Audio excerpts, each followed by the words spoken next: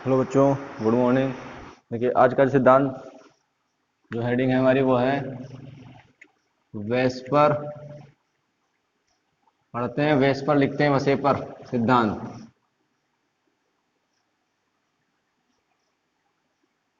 ठीक है, क्या मतलब है? वैलेंस बी से बैलेंस। ठीक है ना, ये याद रखना बेटा। फुल फॉर्म पूछा जाता है इसका। सेल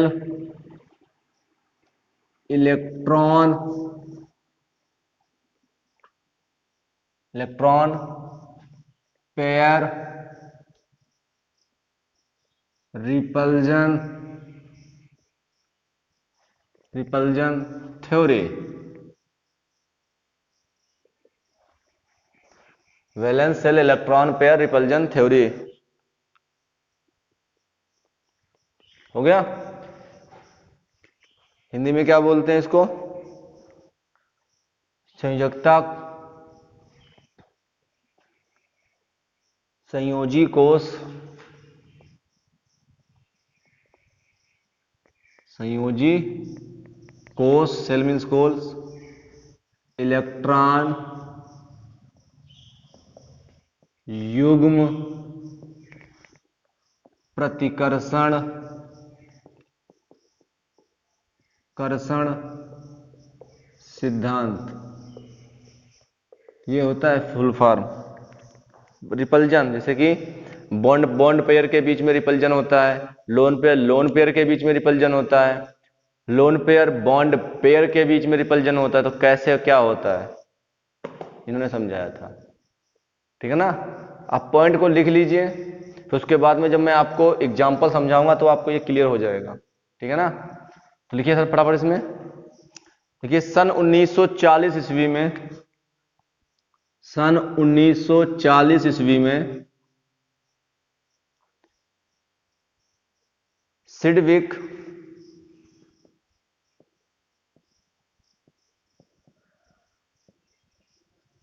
एंड पावेल पावेल ने से संयोजक अणुओं की ज्यामिति आकृति को समझाने के लिए ज्यामिति आकृति को समझाने के लिए एक सिद्धांत प्रतिपादित किया जिसे संयोजकता जिसे संयोजी कोष इलेक्ट्रॉन युग्म प्रतिकर्षण सिद्धांत कहते हैं।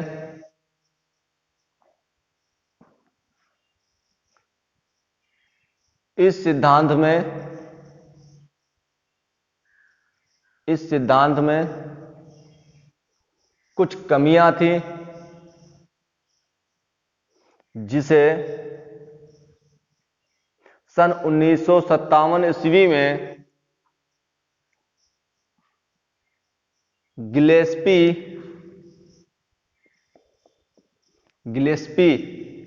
ठीक है ना, गिलेस्पी लिखना, गिलेस्पी और नाइहोलम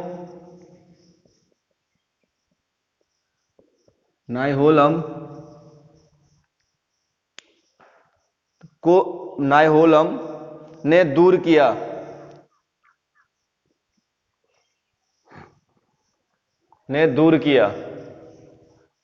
गिलेस्पी और नाइहोलम या नाइलोम ने दूर किया। इनके अनुसार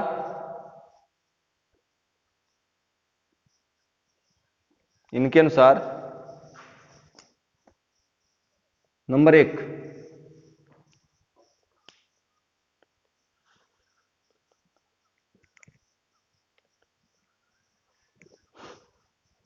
लिखिए।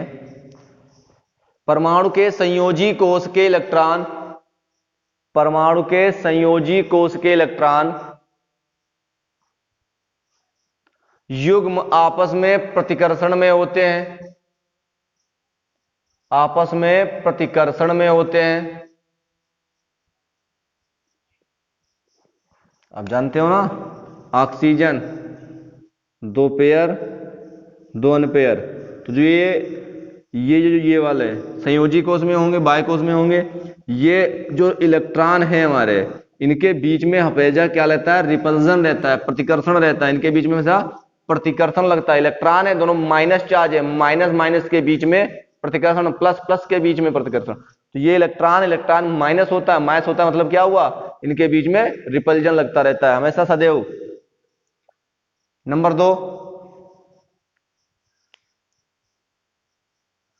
ठीक है, इलेक्ट्रॉन युग्म एक निश्चित ज्यामितीय संरचना बनाते हुए, इलेक्ट्रॉन युग्म एक निश्चित ज्यामितीय संरचना बनाते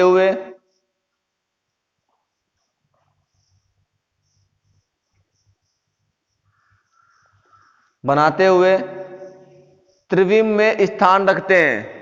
त्रिविम में स्थान रखते हैं। त्रिविम का मतलब है 3D। आप जानते हैं ना, एक्स एच वाई एच और ये जेड एच, एक्स वाई और जेड 3D में स्थान रखते हैं। हो गया? आगे लिखिए। नंबर 3, परमाणु की सतह पर बंध ना बनाने वाले, परमाणु की सतह पर बंध ना बनाने वाले इलेक्ट्रॉन युग्मों को, इलेक्ट्रॉन युग्मों को एकाकी इलेक्ट्रॉन युग्म, एकाकी इलेक्ट्रॉन युग्म, लोन पेयर, लोन पेयर या एलपी, लोन पेयर ऐसे बोलते हैं, लोन पेयर एलपी कहते हैं, तथा बंध बनाने वाले इलेक्ट्रॉन युग्मों को, तथा बंध बनाने वाले इलेक्ट्रॉन युग्मों को बंध युग्म, बॉन्ड पेयर या बीपी कहते हैं।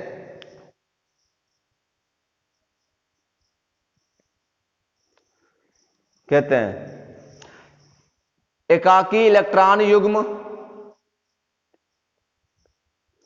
एकाकी इलेक्ट्रॉन युग्म बंध युग्म से अधिक स्थान घेरता है, अधिक स्थान घेरता है।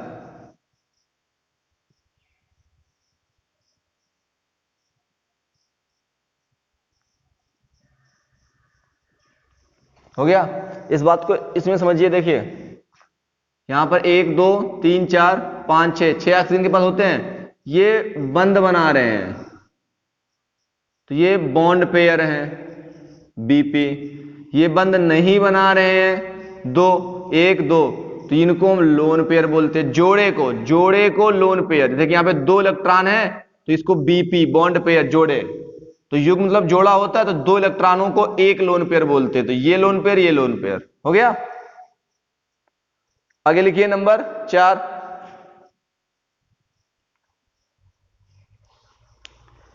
इलेक्ट्रॉन युग्मों के मध्य, इलेक्ट्रॉन युग्मों के मध्य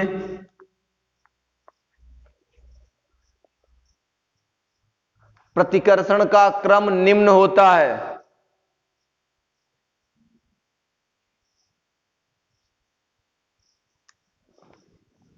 प्रतिकर्षण का क्रम निम्न है। देखो सबसे ज्यादा लोन पेयर के बीच में होता है, फिर लोन पेयर और एक बॉन्ड पेयर के बीच में होता है।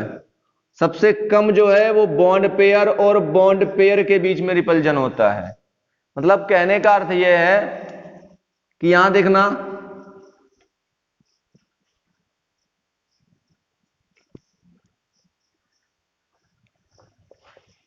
ध्यान सुनना समझना इसको। हो गया?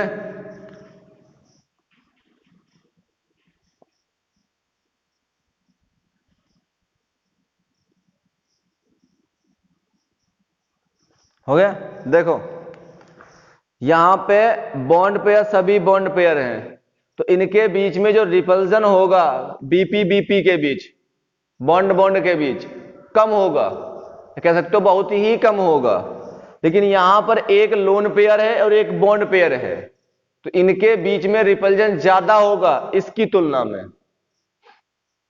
और यहां पे लोन पेयर है, दोनों के दोनों लोन पेयर हैं, तो यहां पर सबसे ज्यादा इन दोनों की तुलना में यहां पे सबसे ज्यादा होगा, क्योंकि ये देखिए लोन पेयर और लोन पेयर, यहां पे सभी बॉन्ड पेयर है, तो यहां पे कम होगा, बहुत कम होगा। यहां पर लोन पेयर और ये देखिए बॉन्ड पेयर, तो यहां पे इसकी तुलना में यहां ज्यादा होगा, और यहां पर इन दोनों की तुलना में ज्यादा होगा रिपल्जन, प्रतिकर्षण। ये क्रम है, ठीक है ना? आगे लिखिए नंबर 5,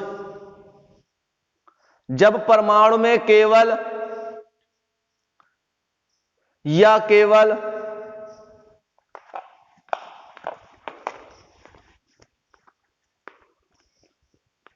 लोन पेयर एकाकी इलेक्ट्रॉन युग्म होता है, लोन पेयर सर्किट में लोन पेयर होता है, तो संरचना नियमित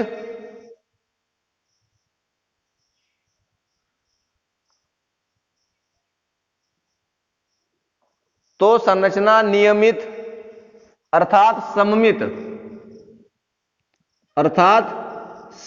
होती है। नियमित का मतलब सममित, जैसे कि बॉन्ड पेयर है सभी में, देखो जैसे कि कार्बन एक्स्ट्रा बनाया था मैं ना, तो इसमें संरचना सममित होगी, ठीक है ना, क्योंकि सभी बॉन्ड पेयर हैं। परंतु दोनों प्रकार का इलेक्ट्रॉन युग्म हो तो, परंतु दोनों प्रकार का इलेक्ट्रॉन युग्म हो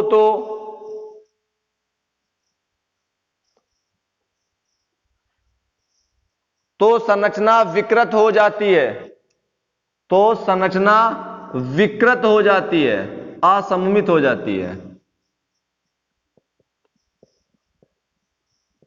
विकृत का मतलब होता है असममित हो जाती है, मतलब बिगड़ जाती है, संरचना बिगड़ जाती है।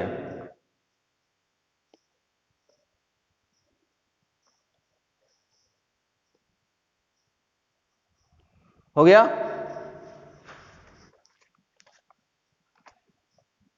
हो गया ना?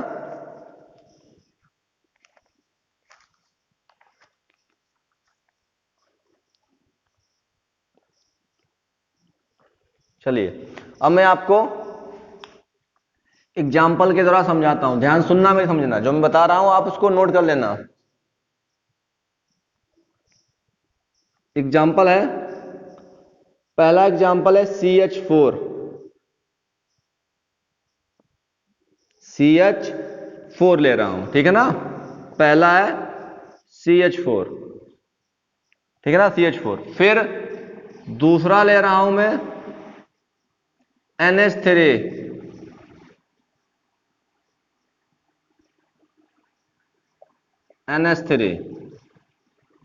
और लास्ट में ले रहा हूं H2O,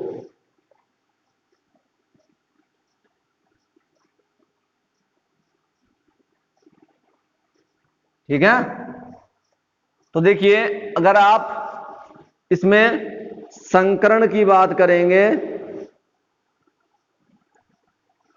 तो sp3 सभी में मिलेगा आपको, सभी में sp3 संकरण है। और हमने पढ़ा है कि जब sp3 संकरण होता है तो उसकी जो आकृति होती है वो कैसी होती है, टेट्राहाइड्रल, चतुष्फलकी। और जब चतुष्फलकी होती है तो उसका जो कोण होता है वो 109 डिग्री 28 मिनट का होता है। ये अब मैं आपको बता चुका हूं, ठीक है ना, पीछे से बता चुका हूं ये। लेकिन यहां पर आपने देखा कि एक लोन पेयर आ गया और एक बॉन्ड पेयर आ गया, एक लोन पेयर एक बॉन्ड पेयर। तो यहां पर संकरण तो वही है, लेकिन संरचना जो इसकी है वो बिगड़ गई। मैंने बोला था ना कि जब सममित वाले, ये सममित है क्योंकि बॉन्ड पेयर है, कोई दिक्कत नहीं है। यहां पर क्या हो गया है, एक लोन पेयर और एक बॉन्ड पेयर हो गया, चौथा यहां पे बॉन्ड नहीं है, लोन पेयर है, तो जिसके कारण इसकी संरचना बिगड़ जाती है। तो यहां पर आप संकरण तो sp3 है, तो कह दो यहां पर चतुष्फलकी लिख दे ना, गलत हो जाएगा, इसकी चतुष्फलकी संरचना होती नहीं है। ये था वेस्पर सिद्धांत हमारा। ये क्यों बिगड़ जाती है ये बताना चाहते थे वेस्पर सिद्धांत में। कौन? गिलेस्पी और नायलोन ने जो कमियां थी उनको दूर किया था। सिडविक और पावेल हमारा यही समझाना चाहते थे कि संरचना बिगड़ती क्यों है। तो क्यों बिगड़ती है? क्योंकि यहां पर बॉन्ड पेयर और बॉन्ड पेयर के बीच में रिपल्जन कम है, इसलिए कुछ नहीं हुआ संरचना में।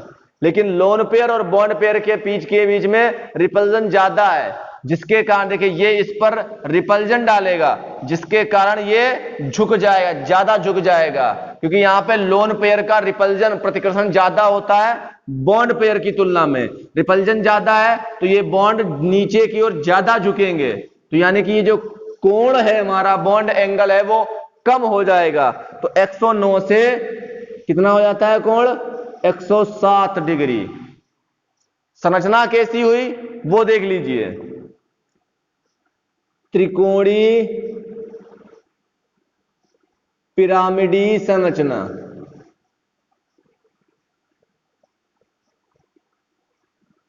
यहां देखो कैसी थी और कैसी हो गई, इसको मिला लीजिए आप बेटा, आपको नजर आ जाएगा, ये पिरामिड सा बनेगा। हो गया?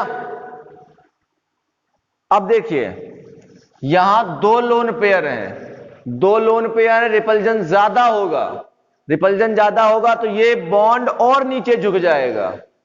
मैंने बोला था अभी लोन पेयर के बीच में रिपल्जन ज्यादा होता है तो और ज्यादा झुक जाएगा, तो कोण जो है हमारा और कम हो जाएगा, 104.5 डिग्री, इतना कम हो गया। 109 था, 107 बचा, और लोन पेयर आया तो और कम हो गया, और संरचना इसकी बिगड़ गई। संरचना बिगड़े तो कैसी हो गई? आरेखी हो गई।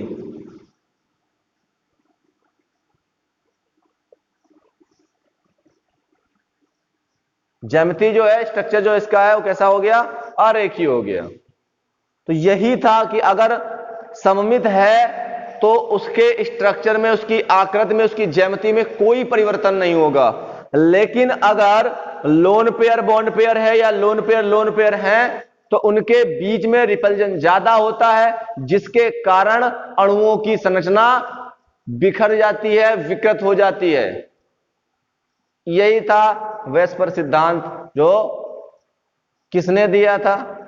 सिडविक और पावेल ने, और गिलेस्पी और नायलोम ने आप में इसमें जो कमियां थी उनको दूर कर दिया। क्लियर पॉइंट हमारा? एग्जाम्पल नोट कर लीजिए फटाफट।